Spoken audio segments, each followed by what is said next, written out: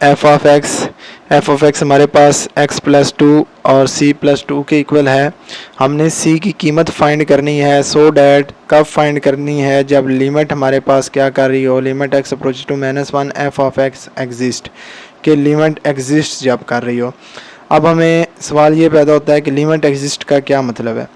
हमने कंटिन्यूटी के लेक्चर में पढ़ा था कि लिमिट कब एग्जिस्ट करती है, जब हमारे पास लेफ़्ट हैंड लिमिट और राइट हैंड लिमिट का आंसर इक्वल आ जाते हैं, तब हम कहते हैं कि लिमिट एग्जिस्ट कर रही है।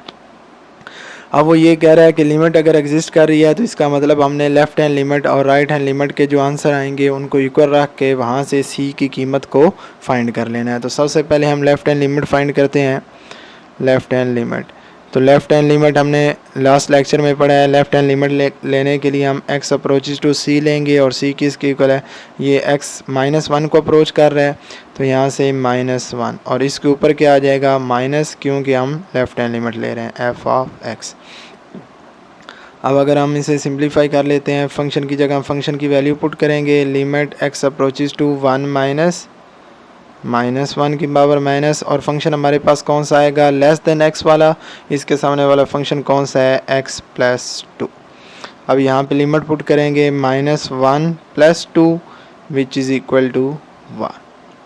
सिमिलरली हम राइट हैंड लिमिट लेते हैं, तो राइट हैंड लिमिट में लिमिट x अप्रोचेज टू -1 और इसके ऊपर क्या आ जाएगा plus f of x।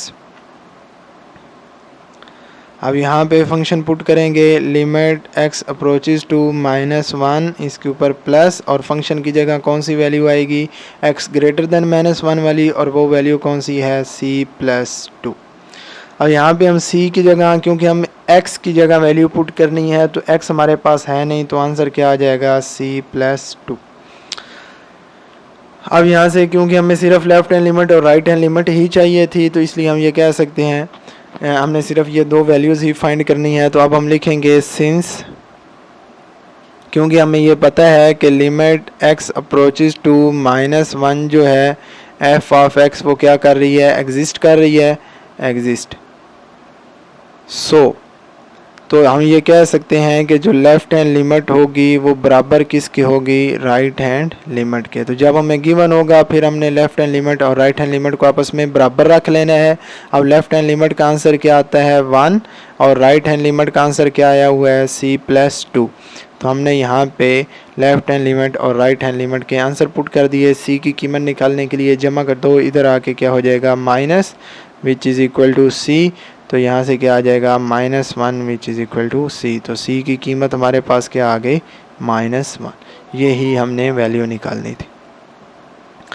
Next 5वां क्वेश्चन है जी, इसमें हमने क्या करना है, find the value of m and n। m और n की कीमत फाइंड करनी है जबकि फंक्शन क्या है, कंटिन्यूस है। अब कंटिन्यूस की बात आ गई, अब उसने बता दिया है कि फंक्शन कंटिन्यूस है, और फंक्शन कंटिन्यूस हमें पता है कब होता है, जब left hand limit, right hand limit और f ऑफ c की वैल्यूज़ आपस में बराबर आ जाए, तब फंक्शन क्या हो जाता है, कंटिन्यूस हो जाता है। अब उसने बताया हुआ है कि फंक्शन कंटिन्यूस है, जब वो बता देता है तब हमने क्या करना है, हमने लेफ़्ट हैंड लिमिट की, राइट हैंड लिमिट और f ऑफ c पे वैल्यूज़ निकाल के उनको आपस में बराबर रख के वहाँ से m और n की कीमतें मालूम कर लेनी है। तो उसी तरह सबसे पहले हम लेफ़्ट हैंड लिमिट फाइंड करते हैं, लिमिट x अप्रोचेज टू, अब इधर x की वैल्यू क्या है, 3 है, तो 3 पे हम लिमिट लेंगे और इसके ऊपर क्या आ जाएगा -f ऑफ x। अब ये उसी तरह limit x approaches to 3 minus f of x की जगह f ऑफ x की कीमत आएगी, तो लेफ़्ट हैंड लिमिट के लिए x लेस देन 3 वाला फंक्शन लेंगे, वो किसके बराबर है, mx के। अब x की जगह x की कीमत पुट करें तो वो m ऐसे ही रहेगा, x की जगह पे क्या आ जाएगा 3, तो ये आ गया 3m। सिमिलरली जी हम राइट हैंड लिमिट लेंगे, तो राइट हैंड लिमिट के लिए लिमिट x अप्रोचेज टू 3 के ऊपर प्लस f ऑफ x। अब ये जी आ जाएगा limit x approaches to 3 plus, function कौन सा लगाएंगे, x ग्रेटर देन 3 वाला, और वो फंक्शन क्या है -2x + 9। अब यहाँ पे वैल्यू पुट करें -2 into 3 plus 9 which is equal to -6 plus 9 which is equal to 3। उसके बाद हम क्या निकालेंगे, एफ ऑफ एक्स, और एफ ऑफ एक्स के लिए वो फंक्शन लेंगे जिसमें एक्स ग्रेटर देन 3 है और वो किसके इक्वल है, एन के। तो एफ ऑफ 3 क्योंकि इधर एक्स है ही नहीं तो ये किसके इक्वल आ जाएगा, एन के। अब हमें पता है कि सिंस हम जानते हैं since F of x is continuous, ये हमें बताया हुआ है कि फंक्शन क्या है, कॉन्टिन्यूस है। अगर फंक्शन कॉन्टिन्यूस है तो हम क्या करेंगे, लेफ्ट हैंड लिमिट का जो आंसर आया है उससे बराबर रखेंगे राइट हैंड लिमिट के आंसर के, और वो इक्वल आ जाएगा एफ ऑफ 3 के। एफ ऑफ सी की जगह पे 3 आ रहा है। अब तीनों आंसर को बराबर रखते हैं तो लेफ्ट हैंड लिमिट का आंसर क्या है, 3m, राइट हैंड लिमिट का आंसर हमारे पास क्या है, 3, और एफ ऑफ 3 का आंसर क्या है, n। तो यहाँ से अब दो वैल्यूज़ को इक्वल रख के हम m और n की कीमत फाइंड करेंगे। तो पहली दो अगर हम इक्वल रखते हैं तो 3m किसके इक्वल आ जाएगा, 3 के। तो यहाँ से m की अगर हम कीमत निकालते हैं तो ये 3/3 विच इज़ इक्वल टू 1। तो m की कीमत क्या आ जाएगी, 1। सिमिलरली अगर हम इन दूसरी और तीसरी को इक्वल रखते हैं तो n किसके इक्वल आ जाएगा, 3 के। तो यहाँ से हमने जी m और n की कीमतें फाइंड कर ली। बिल्कुल इसका ये दूसरा पार्ट बिल्कुल इसी तरह है कि हमने लेफ्ट हैंड लिमिट लेनी है, राइट हैंड लिमिट लेनी है, एफ ऑफ सी पे वैल्यूज़ फाइंड करनी है, तीनों की इक्वल रख के वहाँ से एम और एन की कीमत निकाल लेंगे। नेक्स्ट क्वेश्चन नंबर 6, ये इस एक्सरसाइज का सबसे इम्पोर्टेंट लॉन्ग क्वेश्चन है। ये हर दफ़ा पंजाब बोर्ड के अंदर किसी न किसी बोर्ड में ये लाजमी आता है। इसमें क्या है, एफ ऑफ एक्स है बिल्कुल उसी तरह 2x + 5 x + 7 x does not equal to 2 पे और k x is equal to 2 पे हमने वैल्यू फाइंड करनी है। Find the value of k so that f of x is continuous at x is equal to 2। इसमें भी उसने बताया हुआ है कि k की कीमत फाइंड करनी है जबकि फंक्शन हमारे पास क्या है, कंटिन्यूस है। अगर ये कंटिन्यूस है तो इसका मतलब इसकी जो हम लेफ्ट हैंड लिमिट लेंगे, राइट हैंड लिमिट लेंगे और जो एफ ऑफ एक्स फाइंड करेंगे वो तीनों आपस में इक्वल रख लेने। लेकिन इस सवाल में एक मज़े की बात ये है, पहले क्वेश्चंस के अंदर हमें गिवन होता था कि x less than 2 x greater than 2, लेकिन इसमें ये उसने बता दी है कि x does not equal to 2। तो डज नॉट इक्वल टू 2 का क्या मतलब होता है, मतलब यही नहीं है कि x या तो 2 से बड़ा होगा या x 2 से छोटा होगा। तो चीज़ वही है कि x ग्रेटर देन 2 होगा या x लेस देन 2 होगा, बस इसमें उसने x does not equal to 2 दे दिया। अब हम इस सवाल के लिए क्या करेंगे, इस क्वेश्चन के लिए हम left hand limit, right hand limit find नहीं करेंगे। क्यों नहीं करेंगे, क्योंकि आप गौर करेंगे अगर बुक पे बाकी रिमेनिंग क्वेश्चन देखें जो अभी हमने किए हैं उसमें लेफ़्ट हैंड लिमिट के लिए अलग फंक्शन यूज़ होता था, राइट हैंड लिमिट के लिए अलग फंक्शन यूज़ होता था। लेकिन इसमें अगर आप देखें लेफ़्ट हैंड लिमिट लेंगे फिर भी यही फंक्शन यूज़ होगा, राइट हैंड लिमिट लेंगे फिर भी यही फंक्शन यूज़ करेंगे, क्योंकि इसी के लिए ग्रेटर देन 2 है और इसी के लिए लेस देन 2 है। तो हम क्या करेंगे, left hand limit, right hand limit लेने की बजाय हम सिंपल लिमिट ले लेंगे। यानी कि इस क्वेश्चन के अंदर ना लेफ़्ट हैंड लिमिट लेंगे ना राइट हैंड लिमिट लेंगे, सिर्फ लिमिटिंग वैल्यू निकाल लेंगे। तो हम ये करते हैं जी, limit x approaches to 2 F of X, ठीक हो गया। और लिमिटिंग वैल्यू के लिए वो फंक्शन लेंगे जिसमें x does not equal to 2 है, तो इसके सामने वाला फंक्शन हमारे पास क्या है, लिमिट x अप्रोचेज टू 2, और ये फंक्शन हमारे पास है 2x + 5 square root minus x + 7 square root divided by x - 2। और इस फंक्शन की हमने क्या कर ली है, लिमिट ले ली। अब पहले सवालों में हम डायरेक्ट लिमिट पुट कर देते थे, लेकिन इस क्वेश्चन के अंदर अगर आप डायरेक्ट लिमिट पुट करें, इधर x की जगह पे 2 पुट करें, 2 2s are 4, 4 + 5 9 बन जाएगा। इधर भी पुट करेंगे तो आप देखेंगे डायरेक्ट लिमिट पुट करने से ये जो हमारा आंसर आएगा वो 0/0 फॉर्म बन जाएगी। और हमने 1.3 में पढ़ा है कि जब डायरेक्ट लिमिट पुट करने से 0/0 फॉर्म बन जाए तो फिर हम क्या करते हैं, फिर हम क्वेश्चंस को सिंप्लीफाई करते हैं ताकि 0/0 फॉर्म से बचा जा सके। और एक और मेथड भी हमने पढ़ा था कि उसे सिंप्लीफाई करने का तरीकाकार ये होगा कि जब भी स्क्वायर रूट वाली टर्म्स आएंगी उनको हम रैशनलाइज कर लेंगे, उनका कंजुगेट ले लेंगे, स्क्वायर रूट वाली टर्म्स का साइन तब्दील करके मल्टीप्लाई भी कर देंगे, डिवाइड भी कर देंगे। अब क्योंकि डायरेक्ट लिमिट पुट करने से 0/0 आ रहा था इसलिए हमने इसको पहले सिंप्लीफाई कर लेना है। तो सिंप्लीफाई करने के लिए हम क्या करेंगे, इसको रैशनलाइज कर लेते हैं। तो limit x approaches to 2x + 5 minus x + 7 divided by x - 2।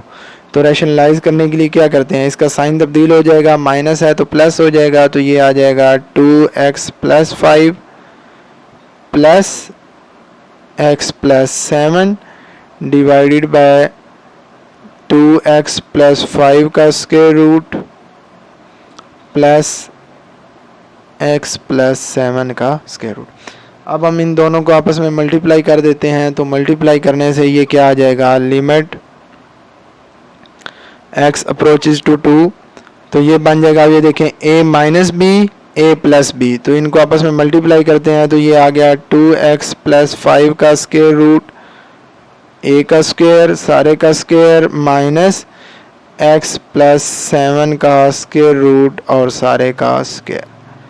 इस पे जी हमने ऊपर वाले दोनों आपस में मल्टीप्लाई किए, a - b a + b a² - b², और नीचे वाले बिल्कुल इसी तरह आपस में मल्टीप्लाई होके लिख लेंगे x - 2 bracket 2x + 5 square root plus x + 7 का स्क्वायर रूट।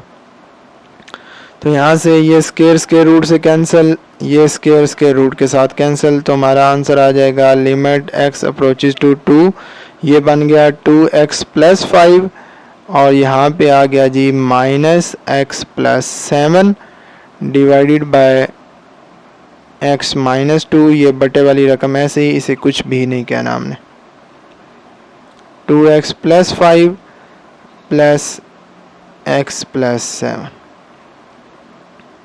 तो यहाँ से इसे सिंप्लीफाई करते हैं तो ये बन जाएगा limit x approaches to 2, 2x + 5 minus x minus जब अंदर मल्टीप्लाई होगा तो -x और -7 बन जाएंगे, -7 डिवाइडेड बाय x - 2 और ये आ जाएगा 2x + 5 plus x + 7।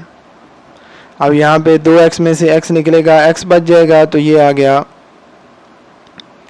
Limit x approaches to 2x और यहाँ से -7 + 5 -2 divided by x - 2 into 2x + 5 plus x + 7।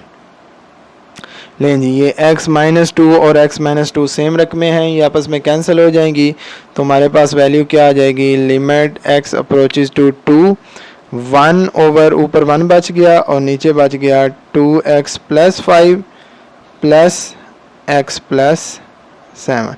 अब हम इसमें लिमिट पुट कर देते हैं, लिमिट x अप्रोचेज टू 2 है तो यहाँ पे लिमिट पुट करेंगे तो ये क्या आ जाएगा, 1 ओवर 2 × 2 + 5 सारे का स्क्वायर रूट प्लस 2 + 7, तो ये बन जाएगा 1 ओवर 2 2s are 4 + 5 और ये बन गया 7 + 2 9।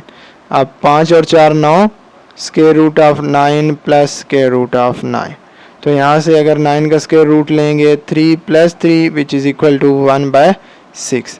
तो ये हमारा लिमिटिंग वैल्यू का आंसर क्या आया, 1/6। उसके बाद हम f(x) लेंगे। अब f(x) में वो फंक्शन लेंगे जिसमें x = 2 है और वो फंक्शन हमारे पास क्या है, x = 2 पे फंक्शन किसके बराबर है, k के इक्वल है। x = 2 पे फंक्शन k के इक्वल है, तो यहाँ से हम लिख सकते हैं कि f(x) हमारे पास किसके इक्वल आएगा, k के। अब f(2) भी क्या आ जाएगा, k आ जाएगा। हमें पता है सिंस हम जानते हैं कि f(x) इज़ कंटिन्यूस कंटिन्यूस है तो इसमें जो लिमिटिंग वैल्यू होगी limit x approaches to f of x वो किसके इक्वल होगी, f ऑफ 2 के। तो अब दोनों वैल्यूज़ को इक्वल रख लेते हैं। लिमिटिंग वैल्यू किसके इक्वल आई है 1/6 के, और f ऑफ 2 पे वैल्यू किसके इक्वल आई है k के। तो यहाँ से k हमारे पास किसके इक्वल आ जाएगा 1/6 के। उम्मीद है आप लोगों को समझ आ गई होगी। नेक्स्ट हमारे कुछ थ्योरम्स रह गए हैं पहले चैप्टर के, तो थ्योरम्स भी हम इंशाल्लाह अगले लेक्चर्स में डिस्कस कर लेंगे। तब तक अल्लाह हाफिज़।